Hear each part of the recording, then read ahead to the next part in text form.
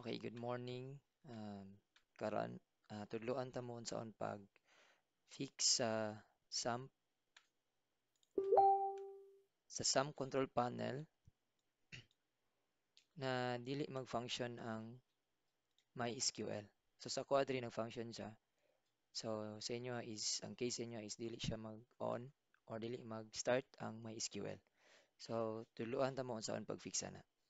So first, i-stop sa nato ning sum control panel nga gi-on nako. And then madto ta this PC sa to ang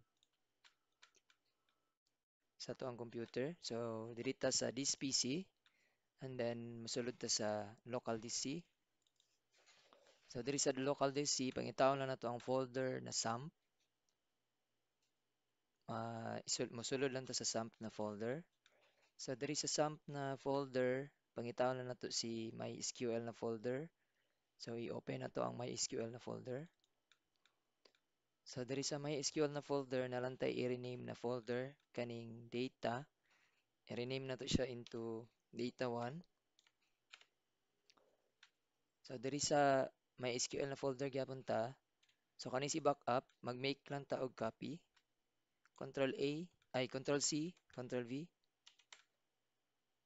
So kaning na make copy na to na backup, ato lang siyang i-rename into data. And then mosulod ta sa data 1. So diri sa data 1, nalang ta i-copy nga folder kani si AMS na folder. And then kaning si IB data 1. So kaning duha lang ato i-copy, Control C. And then balik ta sa MySQL na folder. And then diri sa data, mosulod ta sa data nga folder na gibuhat nato ganina gikan sa backup na folder. So diri na to i-paste tong gi-copy na to sa data 1. And then magawas ni siya nga form, replace or skip files. So i-replace lang nato, replace the file in the destination. So i-click lang nato ni replace. And then mao lang to siya ibuhaton and then i-try na to open ang ato ang SAM nga control panel and then i-start na to siya kung ma-function na ba. So nga to lang ang ah, pamaagi para ma-fix na to ang MySQL na function.